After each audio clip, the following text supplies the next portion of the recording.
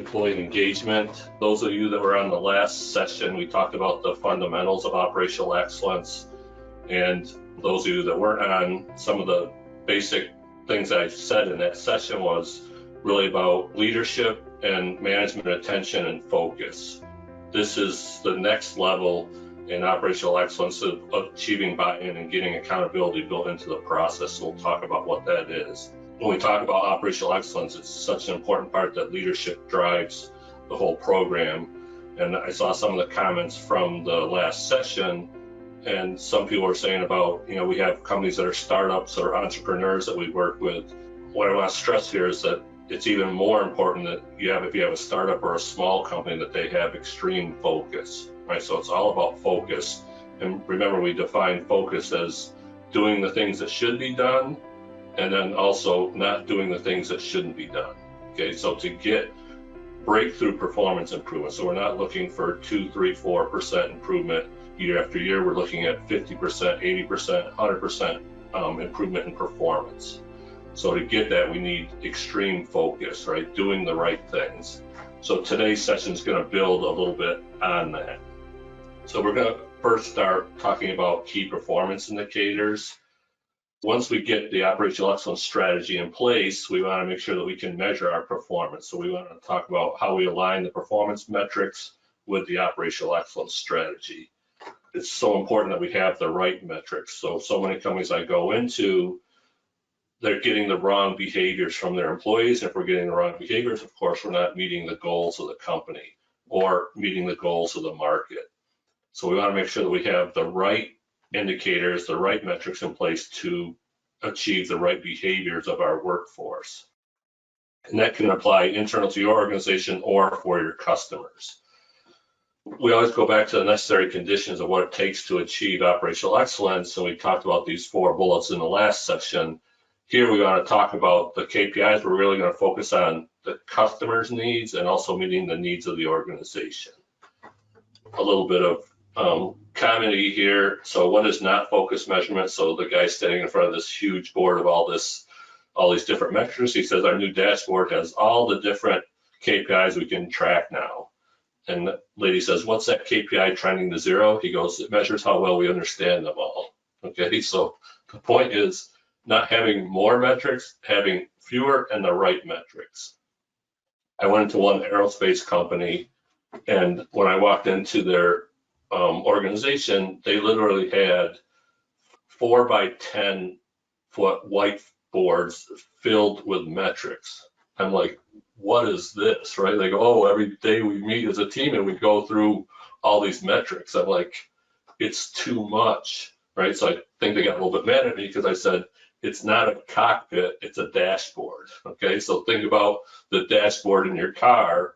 There's very few things I need to understand on my dashboard to understand if the car is performing correctly. It's the same thing with a business. There's very few things that I need to know to understand if the business is healthy or not. So we're going to talk about that a little bit. So what is the purpose of measurement? So measurement has several purposes. The first one is to judge the current state of the organization. So how are we performing and what's the current state of the organization? Second, which is more important, is to induce people in the organization to take action that is aligned with the goals of the organization, right? So we want measurements to not measure past performance, but also induce people to take the right action. Okay, so now we need the behaviors aligned with the strategy to get the right actions to achieve the goal. And then we also need to provide immediate feedback on the effectiveness of our decision-making process. The sooner that we get feedback on how the process is performing or how the company is performing, the faster we can take corrective action if we start to go off course. We're going to talk about this a little bit later today about what is the management window and how to reduce the management window. But that's telling us how is our decision-making affecting the performance of the organization. I was trained by Dr. Goldratt, who developed the theory of constraints and wrote the book, The Goal. So if you haven't read that book, it's a great book to understand how manufacturers struggle and the struggles that they have and what they can do to overcome those struggles. But he had an important quote that said, tell me how you'll measure me and I'll tell you how I behave. People behave in the way they're measured. Of course, if we have the wrong measurements, wrong behaviors, undesired outcomes. Okay, so to get desired outcomes, we need to have the right measurements. We don't believe that measurement has a big influence on people's performance. I want to refer back to Wells Fargo, right? So Wells Fargo back in maybe 2015 or so, I don't remember exact year, but if you remember the Wells Fargo scandal, what was that scandal? So the CEO was trying to drive stock price, right? He was trying to increase the stock price of the organization. So how do you do that? You do that by growth, right? So how do you get growth? You get new customers. So what were the people doing in the organization? They were opening up false accounts for people to show all the new accounts that we're generating and showing growth in the organization. People were committing fraud to meet the goal. So that's the power of measurement. It's so important that we have the right measurements in place. We talk about key performance indicators. What are key performance indicators? They measure the measurements that provide information on how well the organization is meeting and achieving its objectives.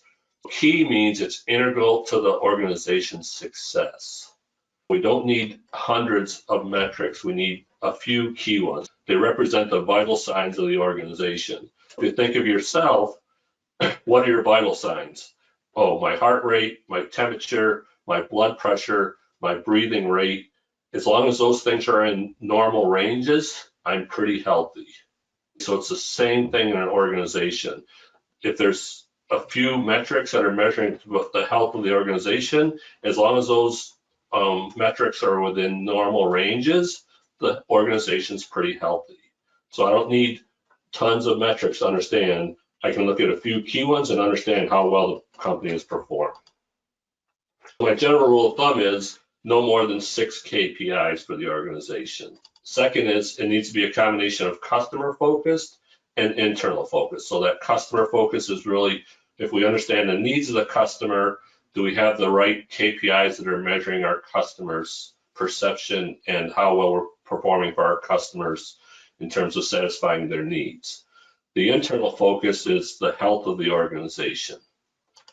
And the third thing is we want leading indicators, not lagging indicators. Okay, so we'll talk about what are leading indicators and what are lagging indicators. What's the difference between the two? So a lagging indicator is a measurement of past performance. Looks at how we did the last week, the last month, the last quarter, the last year. So we're looking backwards to understand how we performed.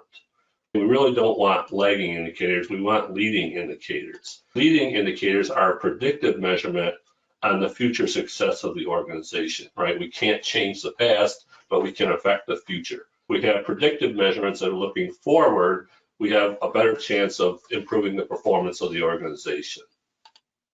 I'm going to use an analogy here. So think about your car, right? So we can get in our car and we can look in the rear view mirror, right? That's a lagging indicator. Or we can look out the front windshield. That's a leading indicator. Don't attempt this, but if you went to drive home tonight after work and you tried driving home by looking in your rear view mirror, how far are you going to get? Okay, not very far. So you need to be looking out the front windshield to be able to drive home safely and get there to your destination. Okay, so if we're looking forward at our destination and we have the metrics that are aligned with that, we can get there much faster than looking in the rear view mirror. So what would be indicators that would show a lagging versus leading? If we look at sales revenue, we look at what we shipped last week, last month, last quarter, right? We can look at what our performance was in terms of shipments, right? That's sales revenue that would go on our income statement. That's a lagging indicator. Well, we really want to look forward to say, hey, what's our sales backlog? So if we know our backlog, that's the orders that we have in-house that we haven't shipped. That gives us an indication of what our potential is in terms of being able to increase the performance of the company. If the sales backlog starts declining and we need to take action to increase the backlog to get more orders. If the backlog is increasing, we can say, okay, that's good. Either we're getting more orders or operations isn't performing as planned and they're falling behind. We can use these indicators to understand where to focus. We talked about focus in the last session. The indicators need to give us focus. If they're not giving us focus, then they're not the right indicators. I want to talk about another analogy. So a lot of companies have different strategies, and some are more focused on cost control and some are more focused on growth. Okay, so I want to use a chain analogy because a physical chain sort of simulates how a company functions. In terms of measurement, if I look at the chain, there's two distinct measurable characteristics of a chain. The first one is I can measure its weight. How do I measure the weight of a chain? And weight of the chain acts like cost in a company.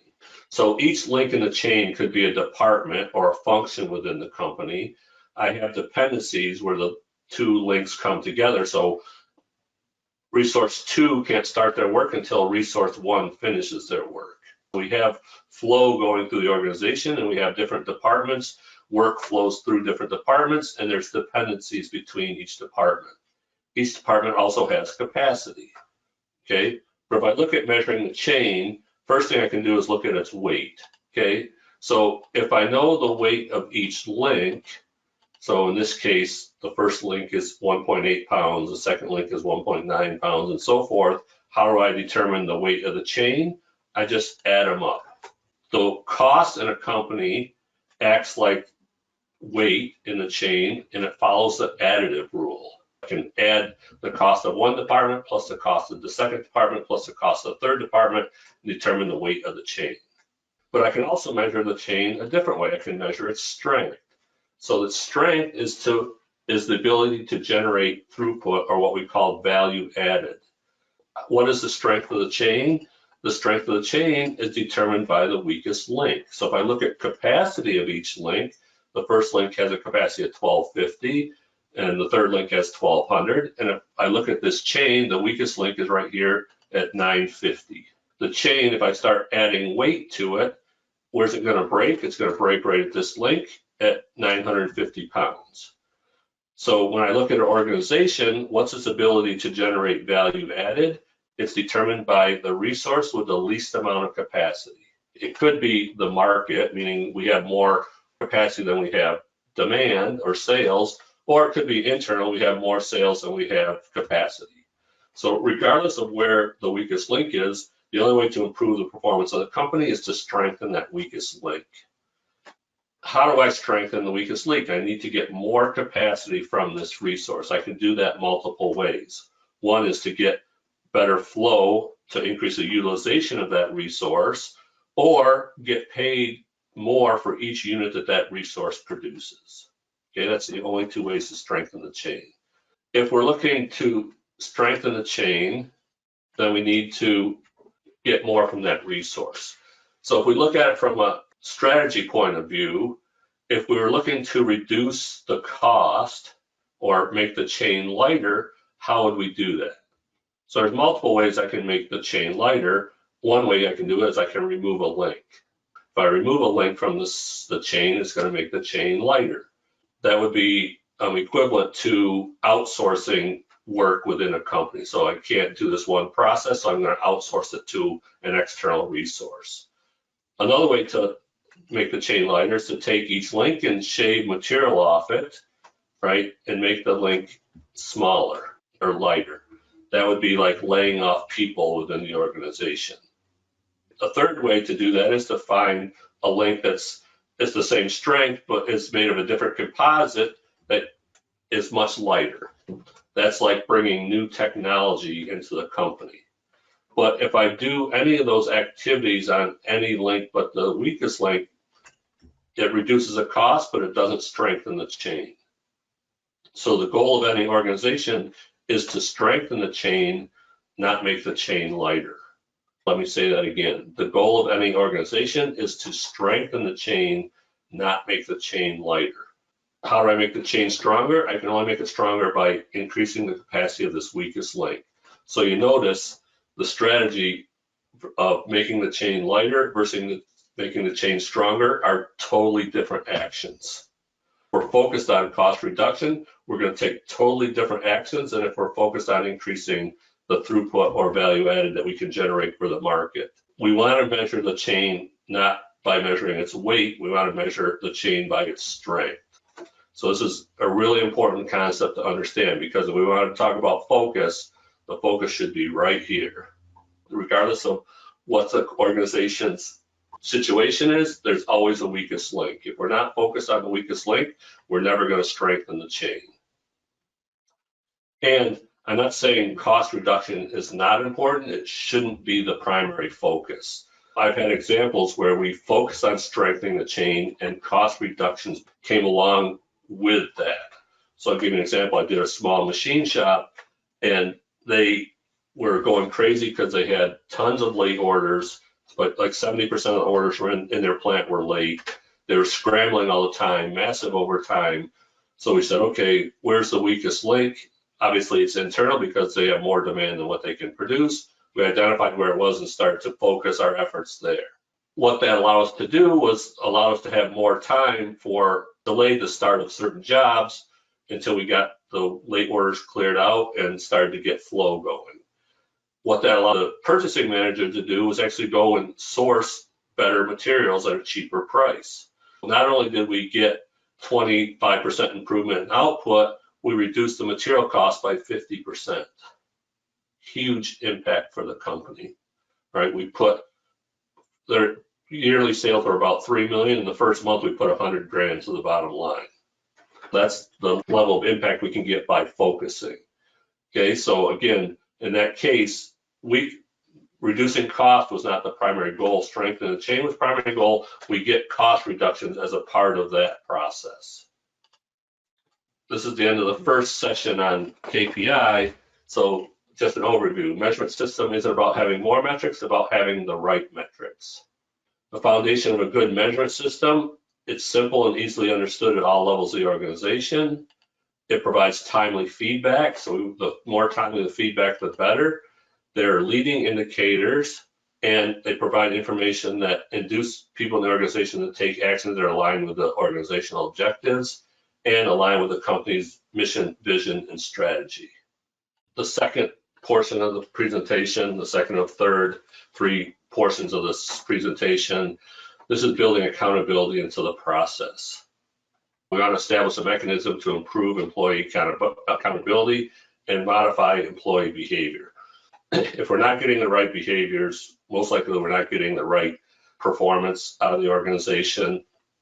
And if that's the case, we need to get the right behaviors from employees, and a lot of times we can do that by building accountability into the process. When I tell people, oh, we need to build accountability in the process, they're like, what does that mean? So we'll talk about what that means. Back to our necessary conditions, this section of the presentation is going to talk about establishing the mindset to achieve sustainable improvement and establishing a positive change in organizational culture. Our Dilbert cartoon, so what is not accountability? So the boss says, I'm moving to a shared leadership model. Each of you will take one piece of the leadership role, and Dilbert says, what's my piece? He says, let's see, I have you down for something called blame. Okay, so we don't want to, so a key point here is we don't want to use our measurement system as a stick to beat people. Measurement is to induce people to take the right actions. It's not used as a stick to beat people for bad performance. Okay, so that's an important part of the culture change and creating that positive change in organizational culture. Another one here, did you make the changes I asked for, says the boss, and Dilbert says, that depends. Do you remember what you asked me to change? He says, no. He says, yep, I made those changes. If we don't know what the people should be doing, how do we hold them accountable? We go to a process, and we look at the generic process model we call the IPO model, which stands for input, process, output. So any process is a series of steps or actions that are taken to convert some inputs into some desired outputs. Everything we can do can be described as a process. I saw a recent quote from Dr. Deming. I'm a huge Dr. Deming proponent. He said, if you can't describe what you do in the process, you don't know what you're doing. I believe 100% in what he said there. If we look at accountability, what's responsibility and what's accountability? So the difference between the two, responsibility is being answerable for something within one's power, control, or management. Accountability is being responsible for something, but also ultimately being answerable for your actions. Accountability is something you hold a person to only after a task is done or not done. So a lot of organizations I see, there's a lot of people responsible, but no one accountable. And where do I see it the most? You go in any common area in a company, so like go to the break room. It's everybody's responsibility to make sure the break room is clean, right? When you go in the break room, it's a mess, right? So when it's everybody's responsibility, nobody's accountable. What we need to do is to change that and say, okay, we need responsibility, but we also need accountability. If we don't have accountability, then things don't get done. No, responsibility can be shared while accountability cannot. When we talk about building accountability into the process, first thing we're going to do is understand what is the management window. So a management window is the time between when an action is taken until the time that management understands the effect, either positive or negative, of the action taken. The goal in any company is to reduce that management window. So we want to reduce the time between when actions are taken until we understand the effects of those actions. The longer that time, the longer things can go on before we understand things are going off track and we need to correct it. To give an example, if I look at any system, so a system is just a combination of different processes within an organization. You can look at any organization in terms of I have inputs.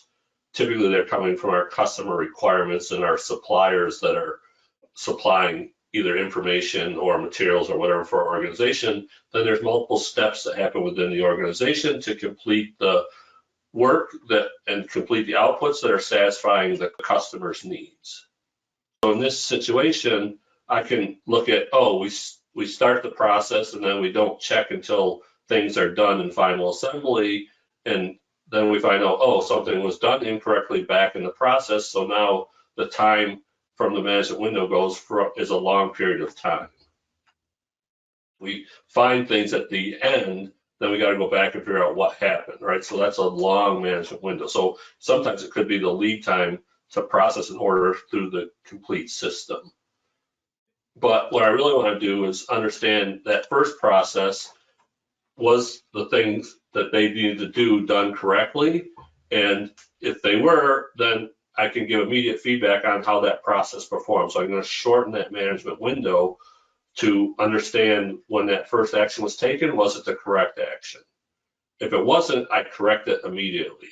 So just by doing this, you can reduce the chaos in an organization significantly by fixing problems immediately and not waiting for them to be found weeks later, okay?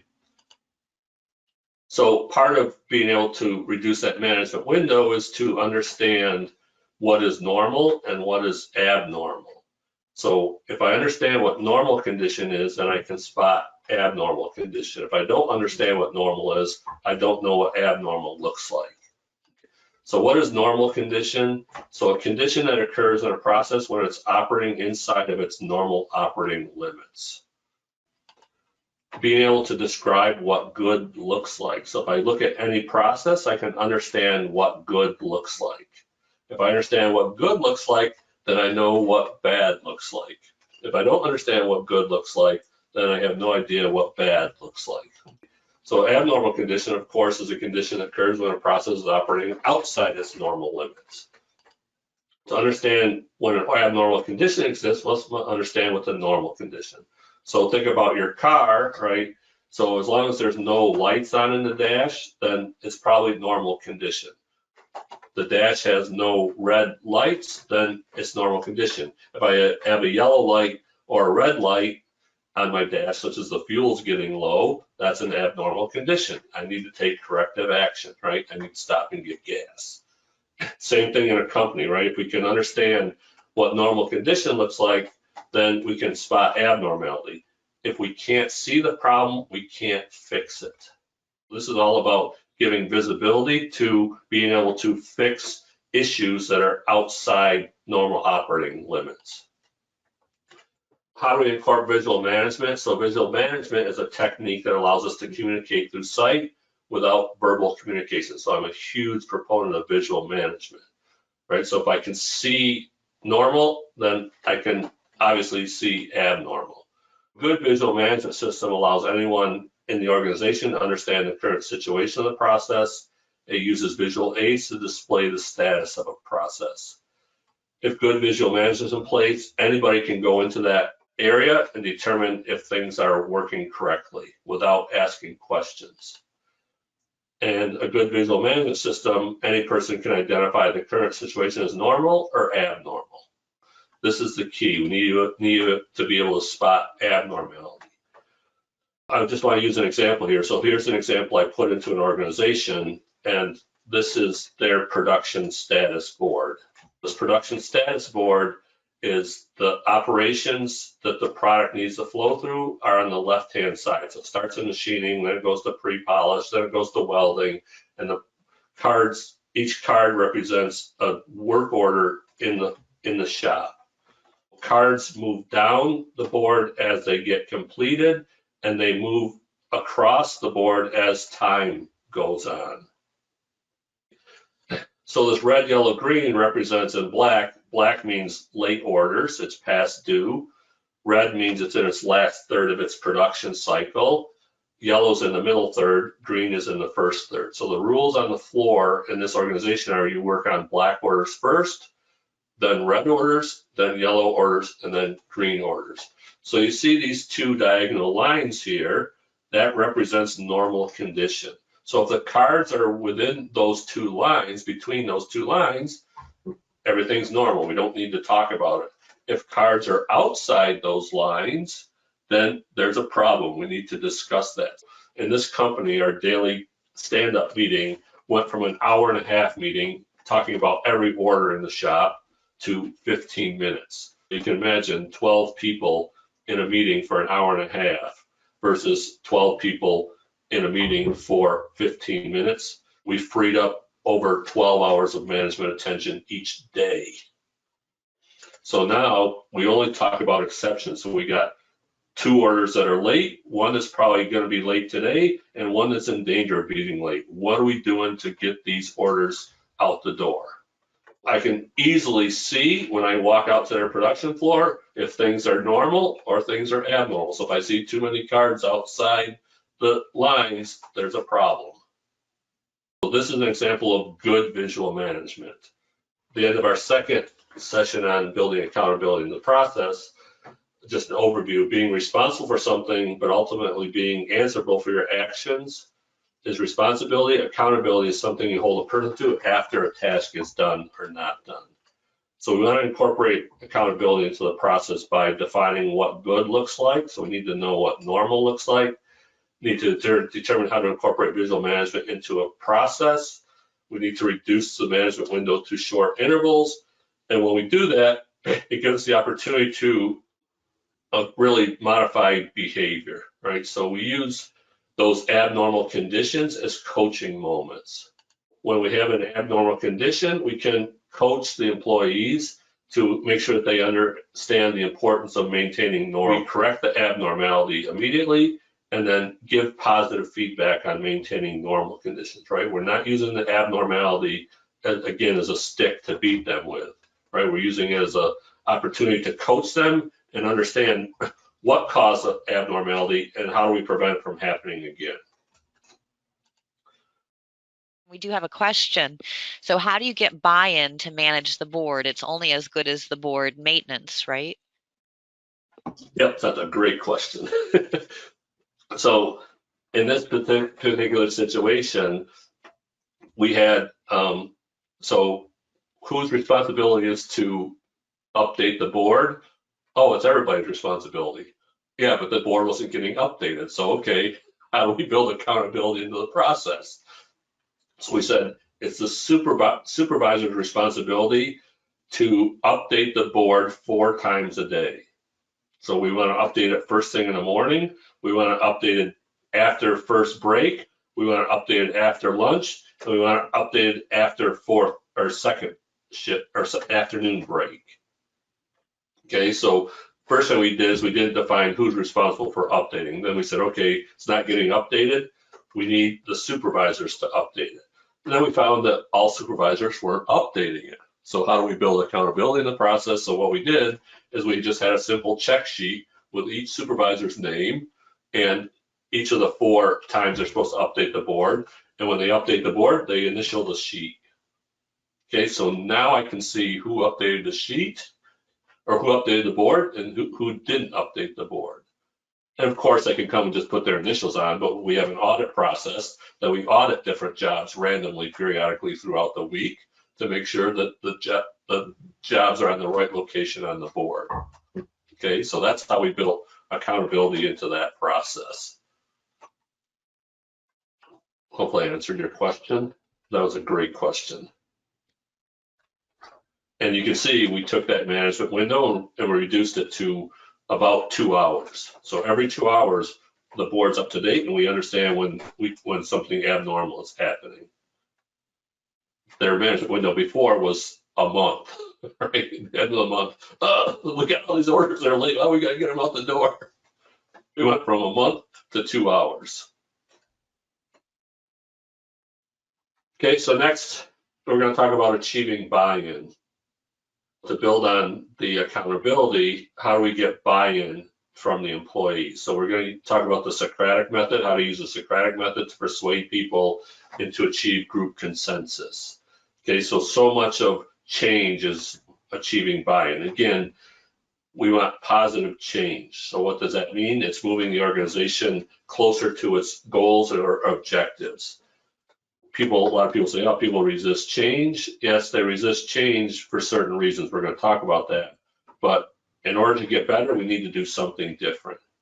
In order to do something different, we need to change. So if we need to change, we need to get people's buy-in to that process. If we don't get buy-in, then forget about the change happening, right? People are creatures of habit. They'll just go back to old practices. Again, going back to our necessary conditions on this section of the presentation, we're going to still focus on establishing that mindset to achieve sustainable improvement and also establishing a positive change in the organizational culture. Back to our Dilbert cartoon, what is not buy-in to change? So the boss says, our differentiating value-added strategy is transformational change. And he says, how was that? Does anyone feel different? And the woman says, my urge to hurl was increased a little bit. He says, that's what a change feels like. Okay, so we don't want change to be perceived as something bad that's going to make us sick and upset, right? We need people to embrace it and make sure that it's aligned with our strategy and people are bought into that change. When we look at change, first we want to understand what are the layers of resistance. So why do people resist? We identified multiple layers of resistance. The first layer, which is we call layer 0, is why change. So people don't even agree that there's a problem. So someone will present an idea and people are like, what problem is that idea solving? I don't even see a problem, right?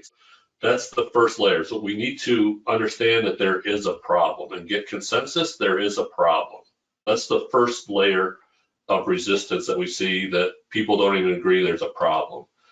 Then layer 1 is disagreement on the problem. So we have this situation and we got 15 different opinions on what the problem is. If we don't get agreement on what the problem is, then we're just going to be fighting all the time on what problem we're actually trying to solve.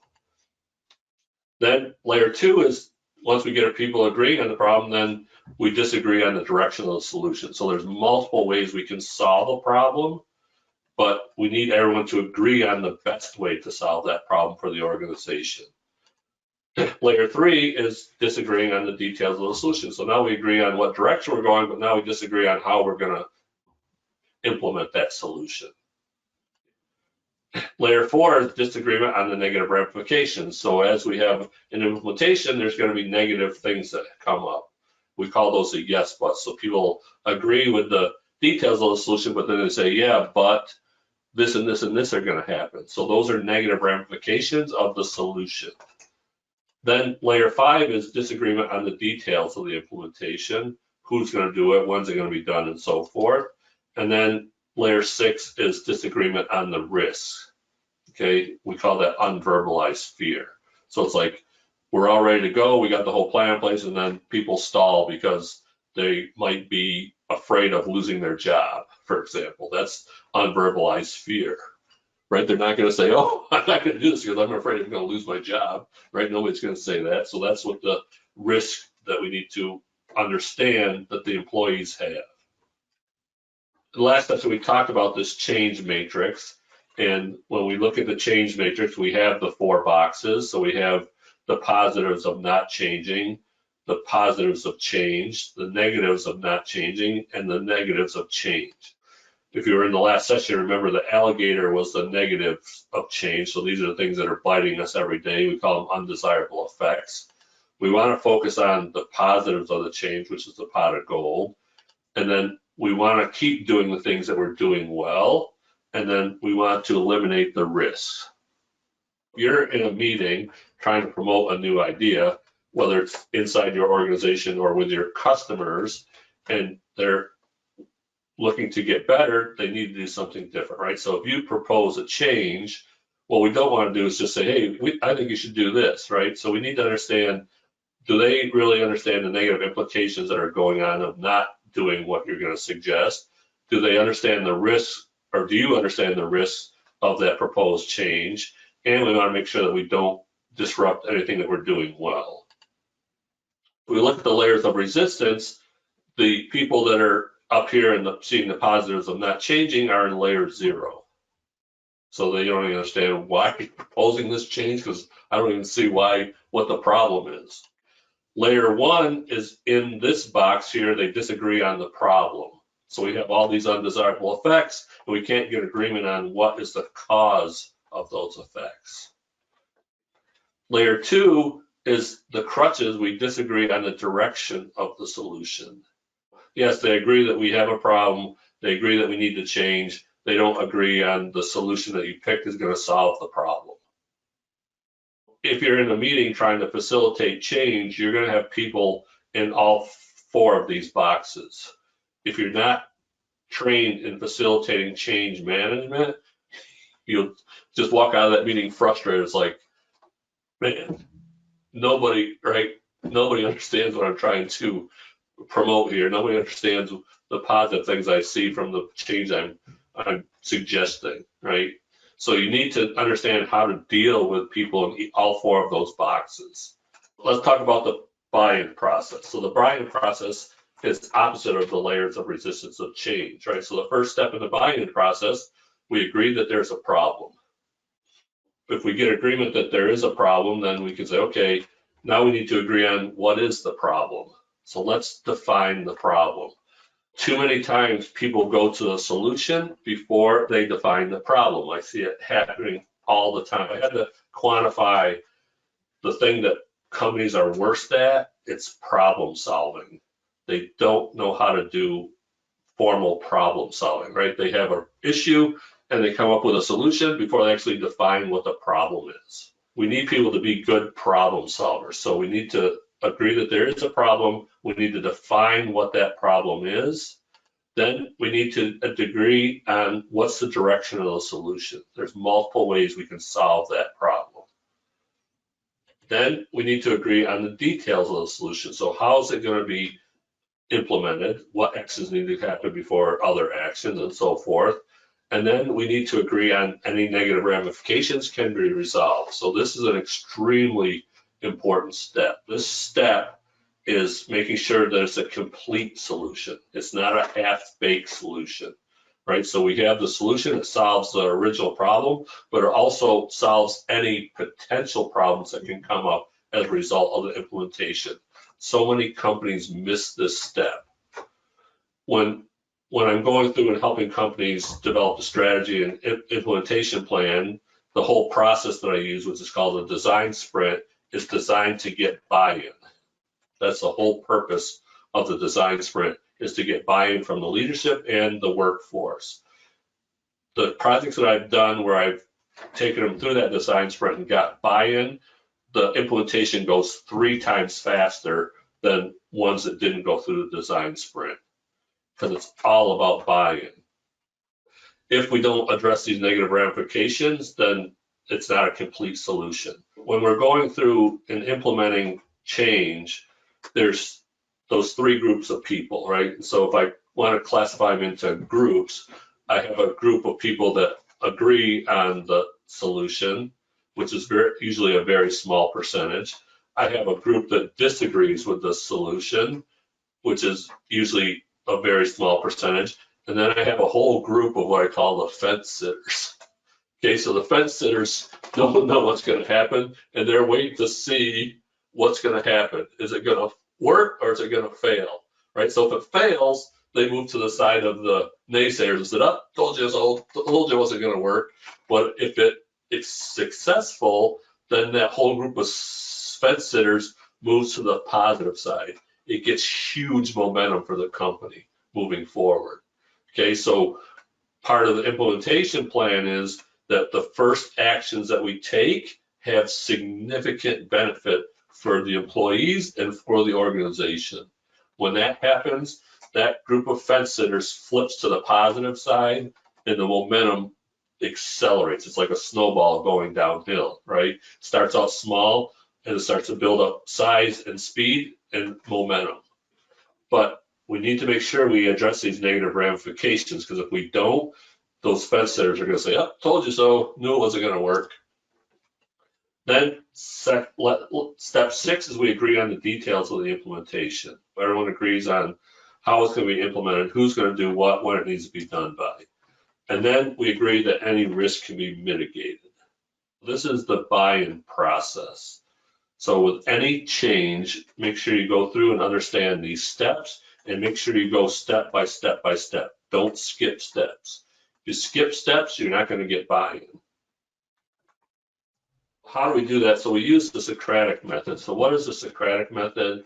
So it's a form of cooperative argumentative dialogue between individuals based on asking and answering questions to simulate critical thinking and to draw out ideas. It's all about critical thinking and getting people to look at something from a different perspective, right? So everyone has a paradigm that they're under, right? And their paradigm really is their belief, and their belief, they make decisions that are aligned with their belief system, right? But if I'm not getting the correct outputs or getting the right performance, then I need to change their paradigm.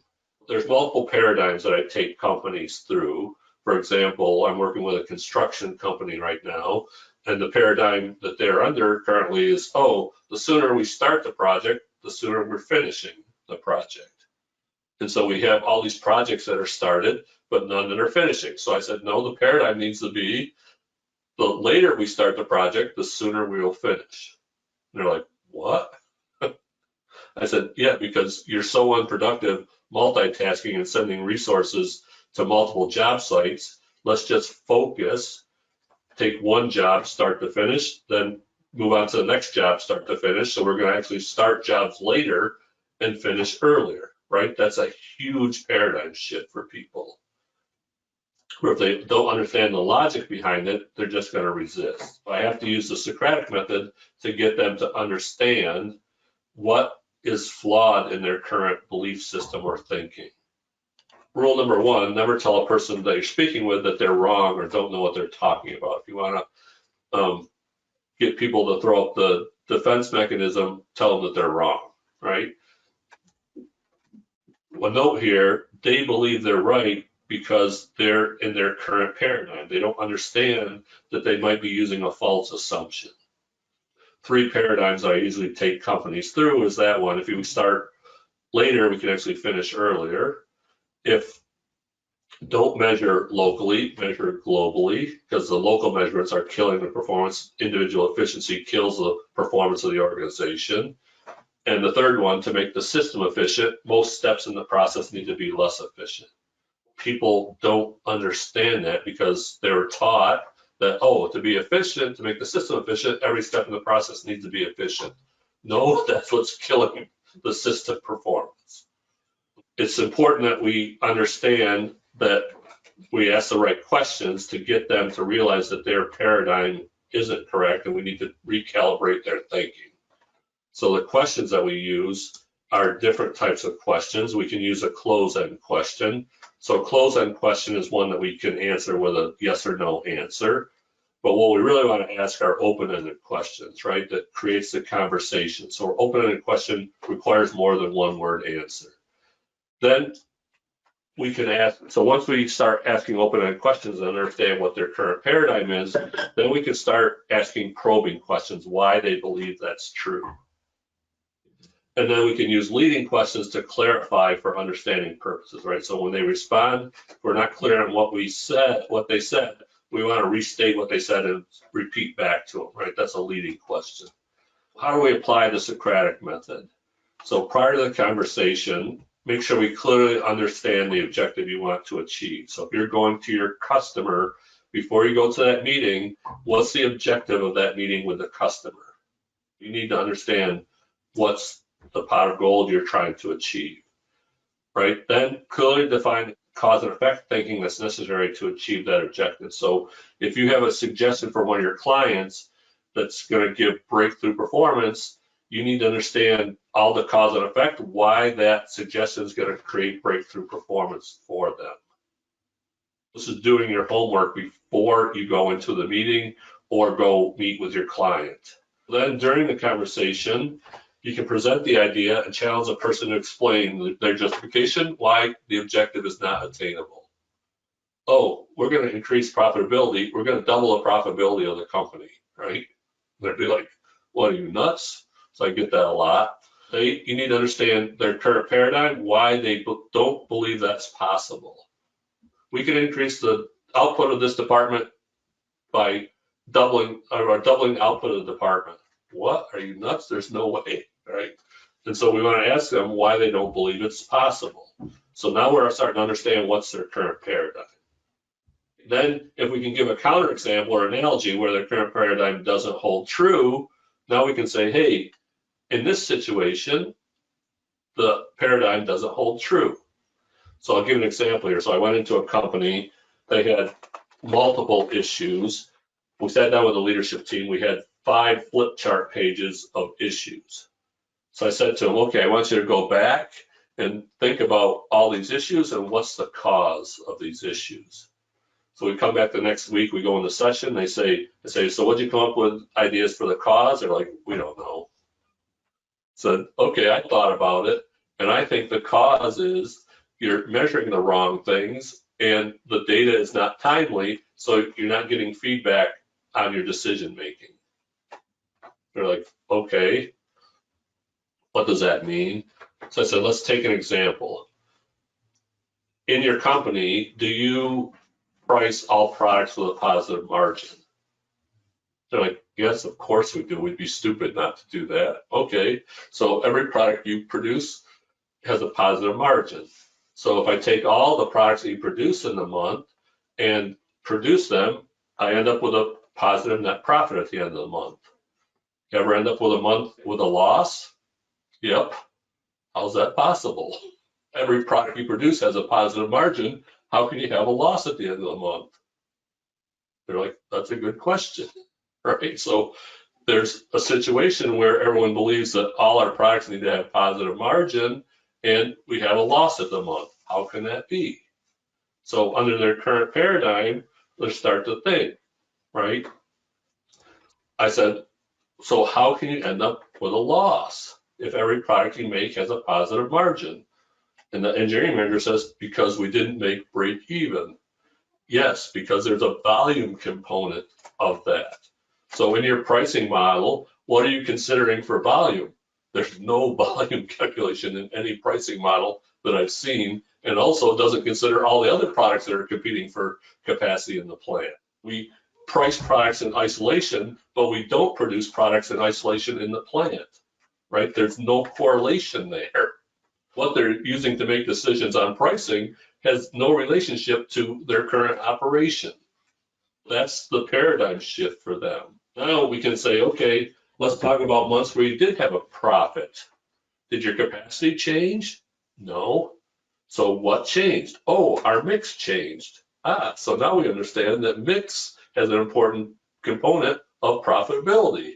So we better understand what's the right mix for us. We just don't produce anything, we produce the right things.